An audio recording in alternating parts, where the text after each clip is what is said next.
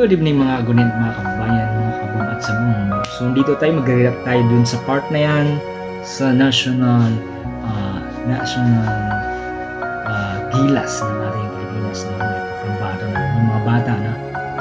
So dun sa part na yan, di natin kailan na sa panahon ngayon is napakaraming talented, napakaraming skills sa bawat bansa, and maraming bagong sibo o maraming bagong silang o bagong, kumbaga ito yung time nila, ito yung mga season nila, ito yung time, no?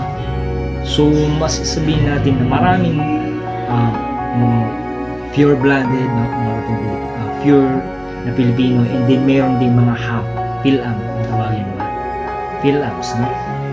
Na maraming lumalabas ng mga galing, mga magagaling. Isa na rin ating Pilipinas. Siyempre, ito yung ating Pilipino, no? Ito yung ating bansa, so kailangan natin, ito yung talagang literal na kumbaga doon sa part na yan, hindi lang doon sa tangkad, para sa akin hindi lang sa tangkad, pero yung skills, no? Skills, bonus na yung tangkad, bonus na talaga yung tangkad doon sa ating bansa, Pilipinas.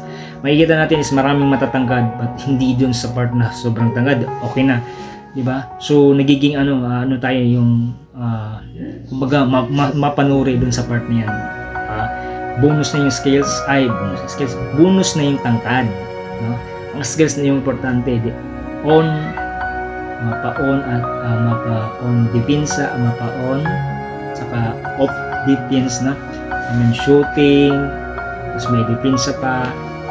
Kalimutan ko kanina yung sabihin sa natin. Ito nga, yung part na yun, ito yung naalala ko lang sa part na yun. Yun ang alam natin na dun sa part na yun, maraming skill, maraming talento sa Pilipinas.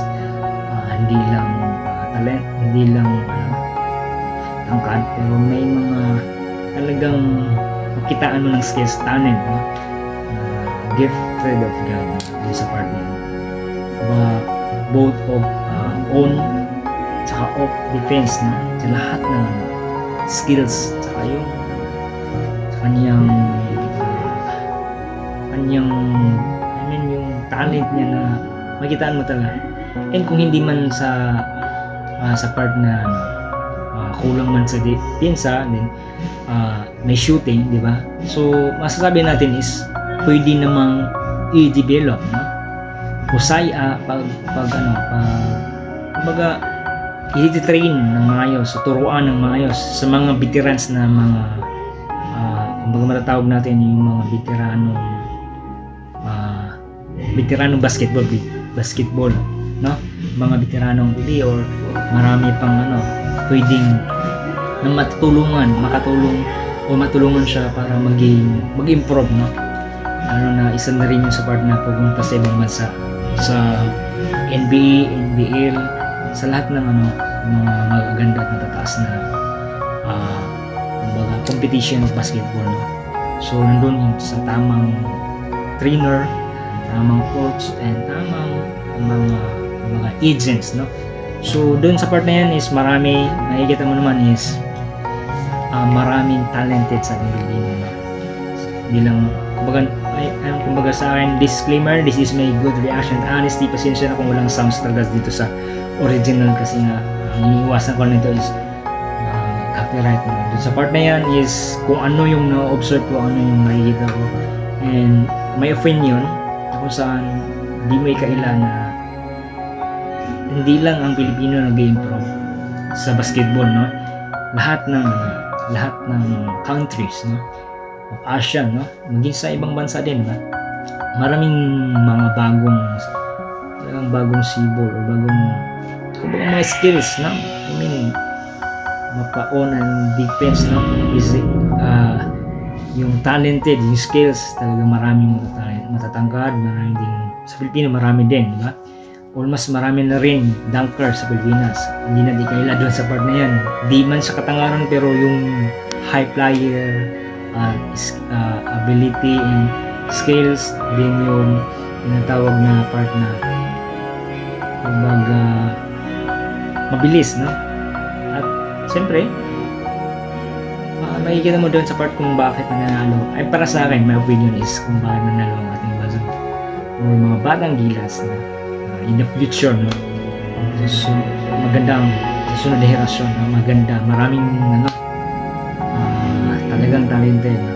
Kasi love natin yung basketball talaga, love natin noon pa man eh.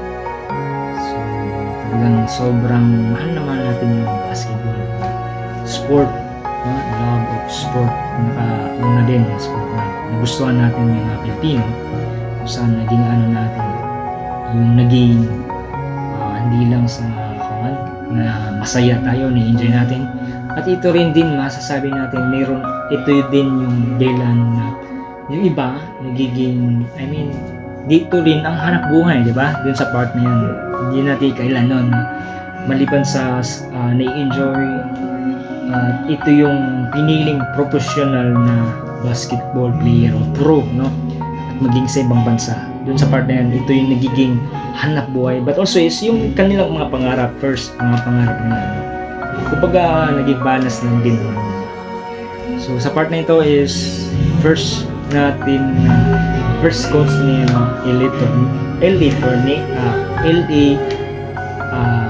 si General, no? Sa Barangay Nebra. Makikita mo naman sa part na yan is talagang lahat kaambagan, tutulungan, team work, and may puso, no? Makikita nyo sa part na yan, talagang walang tinatawag na kumbaga sinasarili yung score. Talagang lahat gumagalaw, lahat kumikilos, lahat kumbaga may pass and break, no? Tutulungan, no? At dito, siyempre natawag natin na love natin first sport with love, no? Mahal natin yung sport ng basketball, kaya di ba maraming minahal nitong sport na itong basketball, no? Isa na rin tayo dyan sa part na yan, and naiba na rin tayo, hindi na rin ako nakapagano, pero dun sa part na is yung kabataan ko is naging ko ito, sport talaga, isa din to sa sports ko na nagustuhan din, and meron na sa soccer, but also is dito ako naging hindi nga lang sobrang galing, but also is na ko, hindi ko na nabigyan ng oras at nakapost, but also is dito sa part na yan, back to my explanation and also my good reaction. Disclaimer, pasensya na kung walang sounds doon sa ibang original sounds na yan. Kumbaga doon sa part na yan is nagre-react lang ako as a reaction. So kung nagustuhan nyo ang aking reactions and tunay lang yung reaction ko, hindi doon yung sa bola-bola, no? Hindi ko sinisara ng lahat ng ilang reactions, but also is my reaction, my opinion kung ano ang aking na-observe, kung ano yung nakikita ko dun sa part na yan. Nandun na, no? Nandun na yung teamwork, nandun na yung skills and shooting and defense, no? Nandun na yung teamwork ng bawat isa, nagkakaisa, nagtutulungan, nag-aambagan, hindi lang isang player nagbibigyan na umi-score dun sa part sa ating Pilipinas, no? Sa Batang Gilas makikita mo is marami, lahat sila or halos, no? Nag-aambagan for scoring, kaya yung kagandahan talaga dun sa part is mayroong puso sila. Diba yung kaila natin na marami ng skills, marami ng talent sa basketball. Marami nang nagbubusong matatangkad, diba? Marami na rin nadidevelop sa tamang coach, tamang trainer, tamang mag-guide sa mga batang to, no?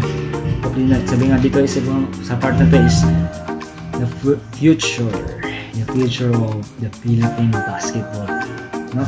Sa Pilipinas. So I think marami talaga naman, and congrats, no? So, first coach niya, Eli Tenorio, the head general, or I think general.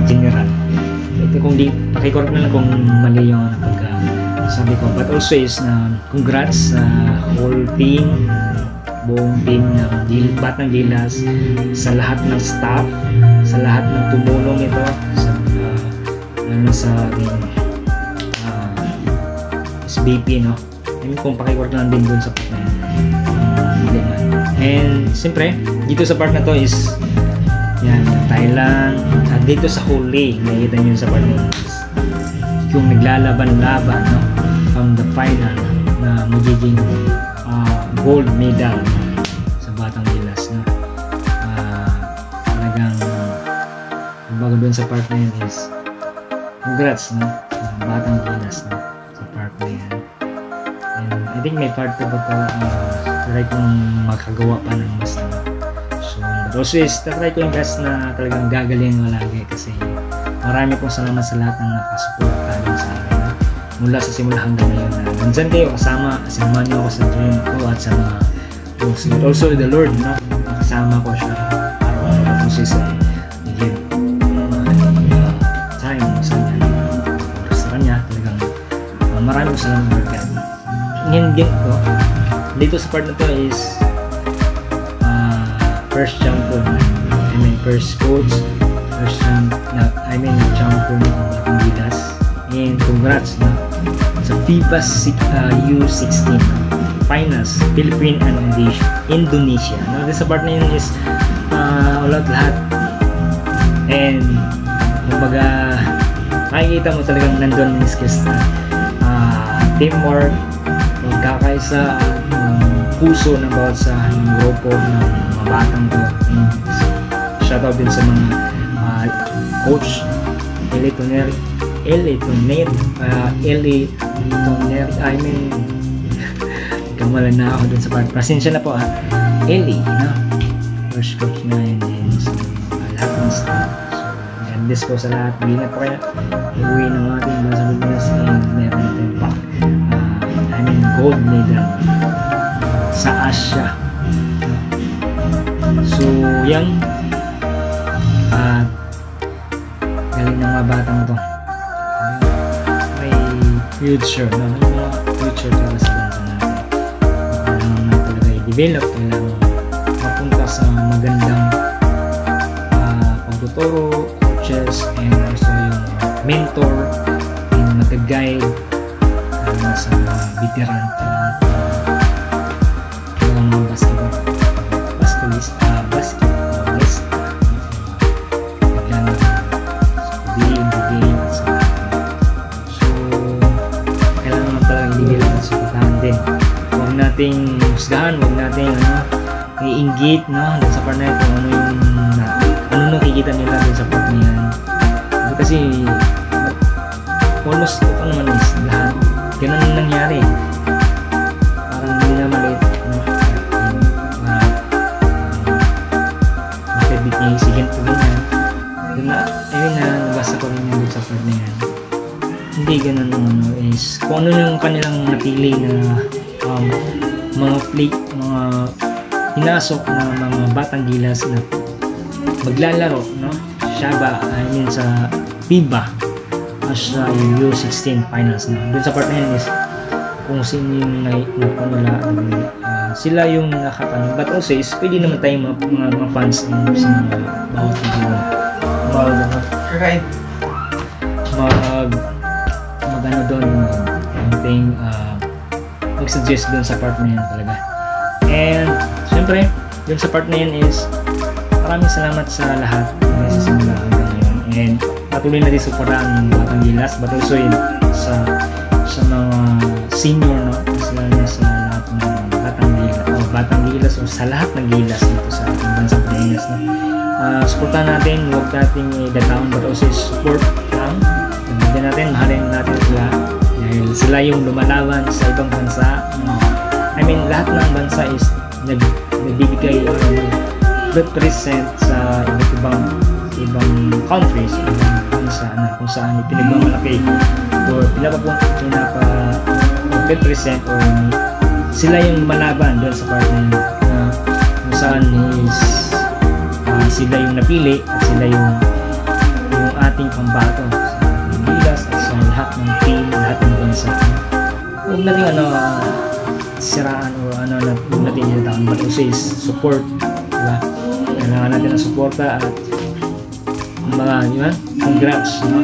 Sa FIBA Asia Finals Philippines ni Batang Gilas 2025. So maraming po salamat sa lahat kung nagustuhan nyo, and I hope that you comment and you like, click the bell button and notify para lagi kayong update sa aking mga vlog at mapalumat bago. Pasensya na rin din, disclaimer, wala mga sounds, sila original sounds na yan. Doon sa part na yan is yun, tinanggal ko yung sounds at nalagay lang ako ng sounds na pwede rin ilagay.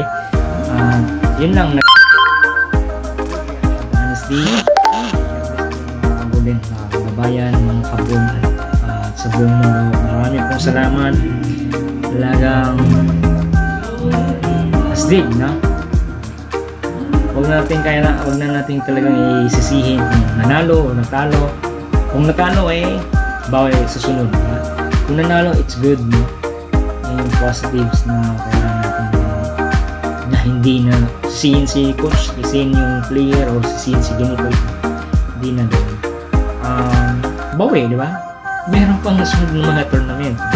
Kung yung hindi naka-move on, kung nanalo, good. Kung natalo, good pa rin. Kasi ano yun, sila rin, sa experience na yun is matututo yung kailangan, hindi na habang maturity, and siyempre ito yung kanilang pinili push na kasi career nila. So tuloy lang mga ganyan sila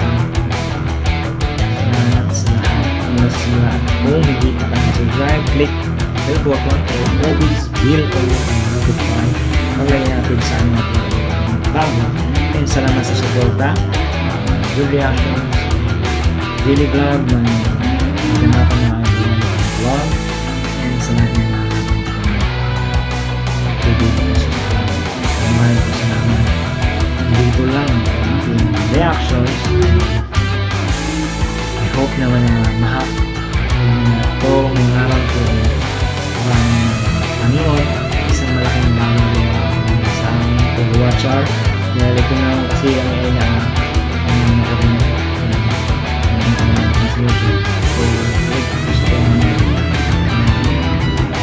doon sa part-wise mo monetize pa tayo sa ismo nakakompleto yung litong sa YouTube doon sa part na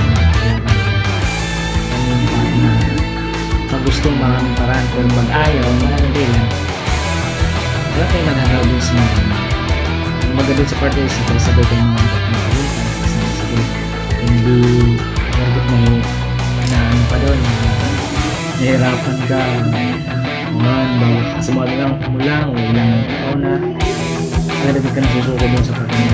Huwag kang susuko dun sa partner. Tuloy-tuloy. Kasi yan natin, kasarin mo.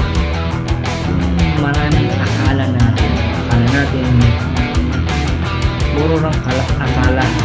Pero kung tuloy lang,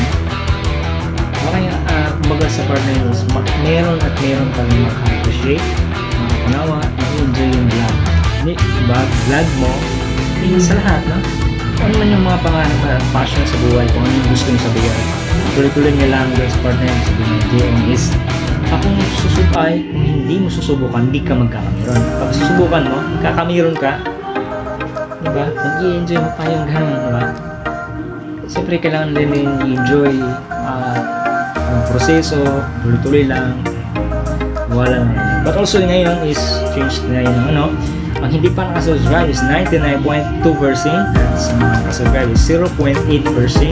And I hope that you like and click, and I hope that give us suggestion, meron kayong suggestion, comment lang. And marami po sa lahat na naka-follow sa akin, is almost nasa 2,107 na po tayo sa subscribers. Salamat ng marami sa mga old and new mga bagong followers hanggang ngayon is nandun kayo sinasamahan niyo sa dunia ko. Maraming po salamat, and God bless po sa bawat isa. Maraming po salamat sa naka-appreciate, nakakanawa, na-enjoy ang uso, and thank you ng marami po. Ang sinasabi ko is sabay-sabay tayong mangarap na sama-sama. Tayong pangarap sa partner. Kasi kahit naman ako, may part din naman na hina ako. Pero, nagpo-focus lang ako sa goal na, sabi ko is, yung intentions, yung gusto ko. But, yung plan din yan. Kumbaga, my God, my mentor, my father, my savior, na kung saan, lahat tayo may platform sa buhay. May platform kung saan doon talaga tayo tinadhana, at doon talaga yung plan ng Lord sa atin. At huwag lang natin kalimutan yung oras natin kay Lord, na magbigay, hindi lang linggo, tapos araw-araw, almost excited, no? Sa lahat na everyday. Hindi lang Sunday ang pinaka-day pero lahat yan, para sa akin, lahat yan, with 7 days. Itong araw na yun, so almost hanapin at hanapin mo or mga dun sa part is lumapit ka nun ngayon, lumapit ka tumawag at so maraming po salamat, peace out mga kulit mga kabayan sa lahat, maraming po salamat, God bless po and bye bye, thank you.